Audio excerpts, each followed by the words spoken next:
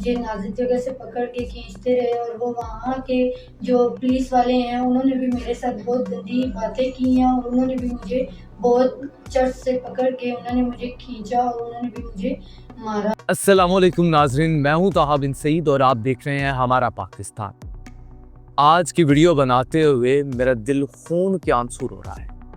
जब ये वाक़या मुझ तक पहुंचा, बाखुदा मेरे पाँवों के नीचे से ज़मीन निकल गई कि किस तरह से 3 बच्चों की एक मजबूर माँ को नौकरी का झांसा देकर डबल रोड रावलपिंडी पे बुलाया जाता है और वहाँ पे न सिर्फ उसको मुबैना तौर पर ज़्यादती का निशाना बनाया जाता है, बल्कि उसकी नाज़िबा वीडियोस बनाकर उसको धमकाया जाता है कि अगर तुमने कुछ करने की कोशिश की तो हम ये वीडियोस तुम्हारे ख़ानदान को भेजेंगे, ये वीडियोस तुम्हारे वालिदैन को भेजेंगे, ये वीडियोस तुम्हारे बहन भाइयों तक जाएंगी, ये वीडियोस तुम्हारे शौहर को भेज दी जाएं। और इसके बाद तुम खुद अंदाज़ा लगा लो कि माशरे में तुम किसी को चेहरा दिखाने के काबिल नहीं रहो। इसलिए बेहतर है कि अपनी जुबान को बंद ही रखो। आगे 2 बंदे थे, उन्होंने पिस्तौल भी उठाया था तो उन्होंने मेरे साथ ज्यादती की। ये जो डबल रोड परी नाम की लड़की है, इसने मेरी वीडियो बनाई। इसने मुझे बाद में कहा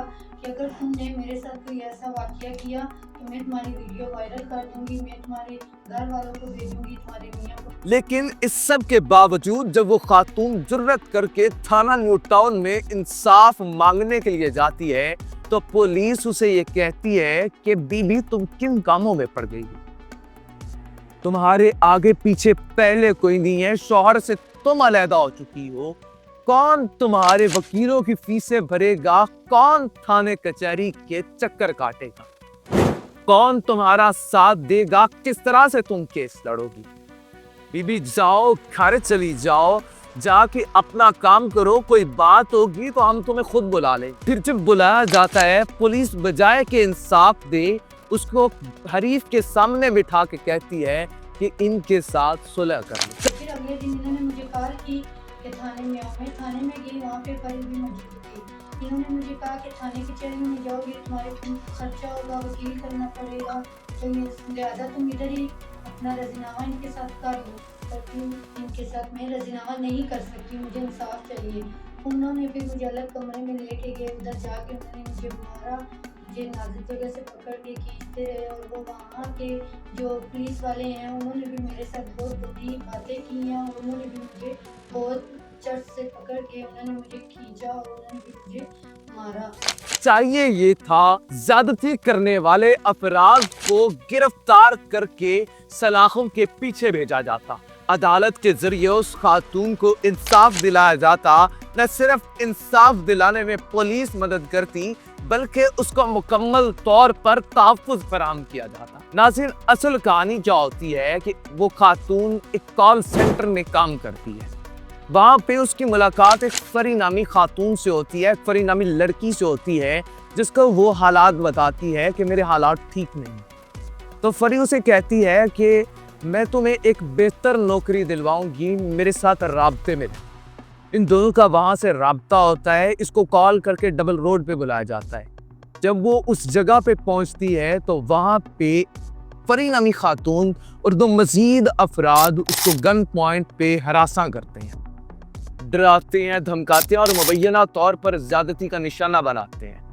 जब ज़्यादती का निशाना बनाते हैं तो साथ ही वीडियोस भी बनाई जाती हैं। वीडियोस बना के उसे धमकाया जाता है कि अगर तुमने कानूनी कार्रवाई करने की कोशिश की, अगर तुमने किसी को बताने की कोशिश की, अगर तुमने आवाज़ उठाने की कोशिश की तो ये वीडियोस न सिर्फ तुम्हारे ख़ानदान में भेजी जाएंगी, न सिर्फ तुम्हारे भाइयों, तुम्हारी बहनों, तुम्हारे वालिदैन तक पहुंचाई जाएंगी, न सिर्फ तुम्हारे बच्चों तक पहुंचाई जाएंगी, न सिर्फ तुम्हारे शौहर को दिखाई जाएंगी, बल्कि माशरे में भी तुम्हें बदनाम करके रख दिया जाएगा। लेकिन फिर भी उसने क्या किया कि कानून का दरवाज़ा खटखटाया। लेकिन जब वो थाना न्यू टाउन जाती है तो उसको रद्द-ए-अमल क्या मिलता है मैं आपको पहले से बता चुका हूँ। फिर होता क्या है कि उस खातून की कहीं जाके सुनी जाती है और मामला सीपीओ रावलपिंडी खालिद हमीद तक पहुंच जाता है। जब ये मामला खालिद हमीद के इल्म में आता है तो मुल्ज़िमान के खिलाफ FIR भी दर्ज की जाती है और उस खातून का वीडियो पैगाम मंजर आम पे आ जाता है। उस पैगाम में वो खातून वज़ीर आला पंजाब से इंसाफ की अपील कर रही है। अपील है कि वज़ीर आला से मुझे इस बात का इंसाफ चाहिए, मुझे इंसाफ। इस वाक़े को न सिर्फ हम रिपोर्ट कर रहे हैं बल्कि डेली पाकिस्तान, एक्सप्रेस न्यूज़ और मुतअद्दिद दीगर चैनल्स भी रिपोर्ट कर चुके हैं। अगर आप वेरीफाई करना चाहें तो इनकी वेबसाइट्स पे जाके, इनके चैनल्स पे जाके आप वेरीफाई कर सकते हैं।